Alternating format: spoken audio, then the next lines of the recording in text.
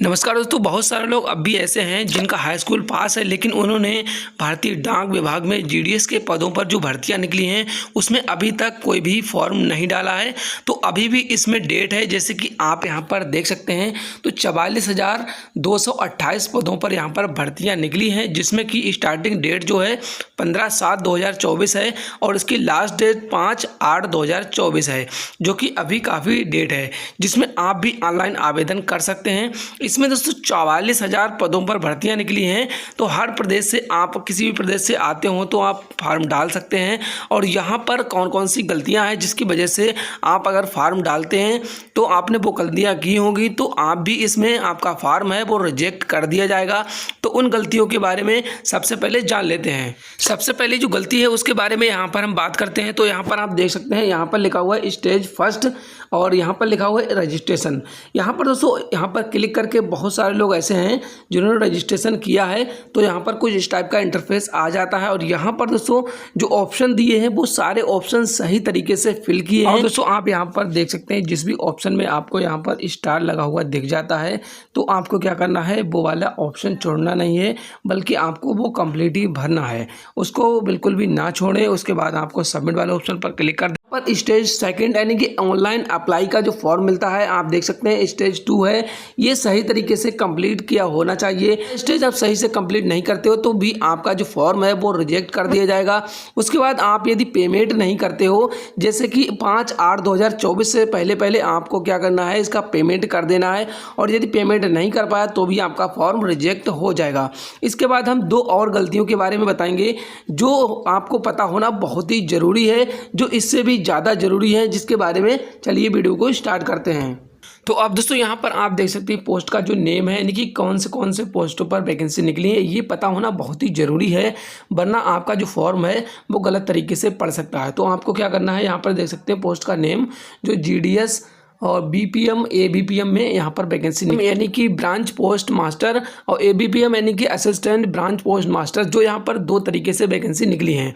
और total vacancy तो आपको पता ही है। और यहाँ पर जो आपकी लिमिट है, एज लिमिट है, वो 18 से 40 होना चाहिए, 18 से कम नहीं होना चाहिए, तभी आप इसमें फॉर्म डाल पाएंगे। इसके बाद आपको कुछ और भी जानना जरूरी है, जो आप यहाँ पर नीचे देख सकते हैं।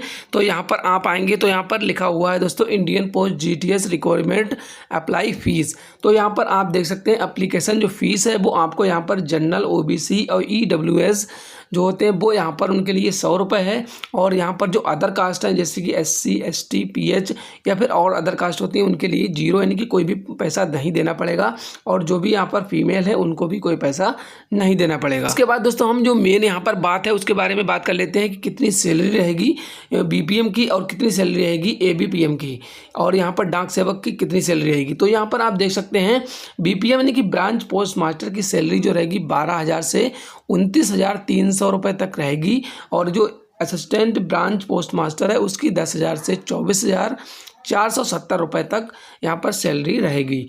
वहीं डाक सेवक की बात करें तो 10,000 से 24,000 तक इनकी भी यहाँ पर सैलरी रहने वाली है। जो ये दोस्तों बातें आपको पता होना बहुत ही ज़रूरी थी, जो कि आपको यहाँ पर 2 पदों पर भर्तियाँ निकली हैं। और आप अगर गलत तरीके से फॉर्म डाल, जैसे कुछ जगहों पर आपने ABPM डाल दिया और कुछ जगहों पर आपने BPM डाल दिया और कुछ जगहों पर आपने डाक सेवक डाल दिया, तो भी आपका फॉर्म था वो रिजेक्ट हो सकता था।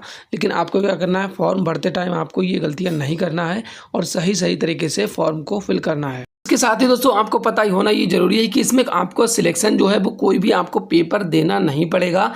आपको सिर्फ यहाँ पर मेरिट लिस्ट के हिसाब से ही आपका वेरिफिकेशन होगा। आपका जो भी यहाँ पर मेडिकल एग्जामिनेशन डॉक्यूमेंट वेरिफिकेशन होगा और उसके बाद मेरिट लिस्ट लगेगी। मेरिट लिस्ट लगने में आपका जो भी यहाँ पर मेरिट अगर फंस जाता है, यदि जैसे कि मेरिट वहाँ पर 80 लगती है और आपका परसेंट जो है वो 90 है, तब आप फंस सकते हैं। मेरिट 80 से कम है तो आप इसमें नहीं फंस पाएंगे। इसी तरीके से अलग अलग तरीके से मेरिट लगाई जाएगी। तो इसमें यदि आपने अभी तक ऑनलाइन आवेदन नहीं किया है तो आप इसमें ऑनलाइन आवेदन कर सकते हैं। इसके बाद हम दोस्तों यहाँ पर बात करते हैं कि कौन कौन से इसमें डॉक्यूमेंट लगने वाले हैं।